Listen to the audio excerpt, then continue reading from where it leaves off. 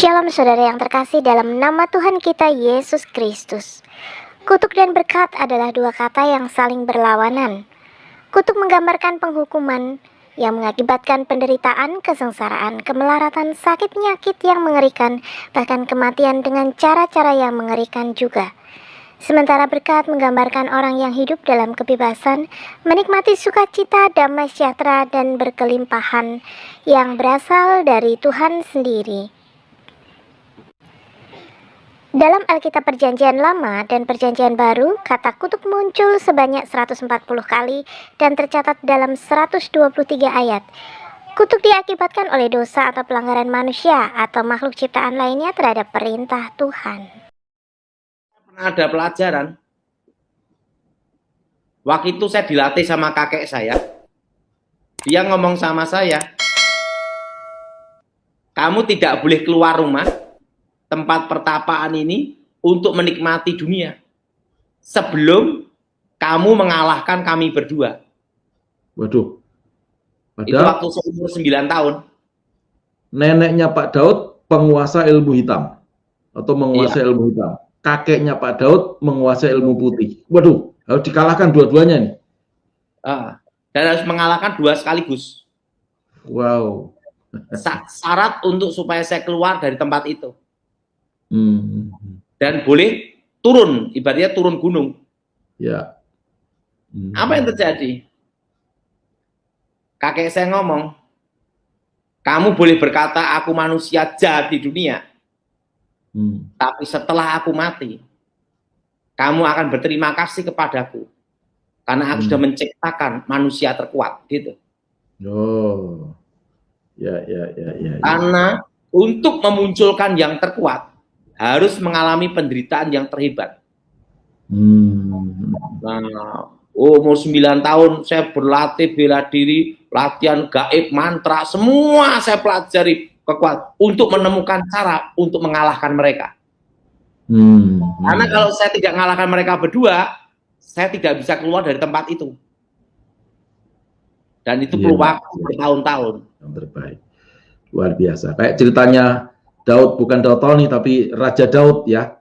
Dia dilatih Tuhan mengalahkan singa dan beruang ya, dilatih secara tidak langsung dan akhirnya dia harus menghadapi Goliat gitu ya. Jadi ingat, supaya tidak iri hati apa? Belajarlah dari lawanmu. Iya, belajar dari lawanmu. Pengalaman dengan Tuhan. Dan disitulah kita akan tidak ada iri hati, tapi untuk memberi kita semangat untuk belajar bagaimana kita berhasil. Minimal seperti dia, sebisa mungkin lebih dari dia. Gitu. Saya kasih jempol, setuju ya. Karena ada banyak teman-teman ya, saudara kita menghadapi masa-masa pandemi juga harusnya kalau yang lain lebih hebat, jangan iri hati. Kita belajar, kalau dia bisa, kenapa kita tidak bisa? Ya, saya tambahin lagi Pak Daud, sama-sama makan nasi, kan gitu ya. Ada lagi Paulus. Ya. Guru saya pernah ngomong sama saya, itu sebelum saya bertobat Paulus. Semakin engkau terkenal, semakin engkau kesepian, semakin engkau hebat, semakin tidak tahu lawan atau kawan. Semakin engkau kaya, semakin kamu tidak akan mengenal siapa dirimu. Jadi dalam hidup ini harus punya satu konsep, tiada puncak. Tidak ada puncak ya. Di atas langit ada langit, terus gitu. Artinya apa? Orang kalau semakin terkenal itu paranoid. Oh gitu ya. Ya. Karena semua disorot, betul? Ya, betul. Makan jengkol aja disorot. Makanya dalam hidup ini jangan ingin jadi terkenal. Oh gitu ya. Lebih baik apa? Menikmati apa yang Tuhan berikan. Menikmati tadi, makan dan tidur tadi ya. Tapi harus bekerja keras. Ya, setuju. Barang siapa tidak bekerja atau berkata. Berutang tidak bisa tidur. Betul? Jadi ingat, jangan menciptakan konflik. Shalom saudara yang terkasih dalam nama Tuhan kita Yesus Kristus. Orang percaya punya masa depan. Dalam Amsal 23 ayat 18, karena masa depan sungguh ada dan harapanmu tidak akan hilang.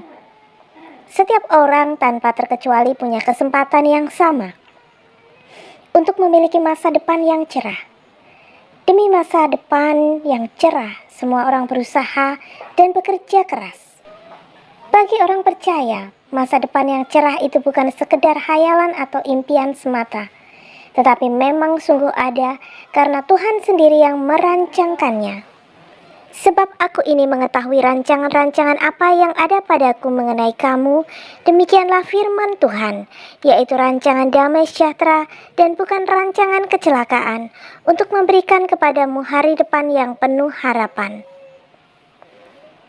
Dalam Yeremia 29 ayat 11, ini adalah berita yang sangat menyenangkan, berita yang membangkitkan semangat kita dalam menjalani hari-hari yang terasa berat ini. Sekalipun banyak orang mengatakan bahwa masa depan itu penuh dengan misteri, tetapi bagi orang percaya, masa depan sungguh ada dan harapanmu tidak akan hilang. Arahkanlah perhatianmu kepada didikan dan telingamu kepada kata-kata pengetahuan. Janganlah hatimu iri kepada orang-orang yang berdosa, tetapi takutlah akan Tuhan senantiasa.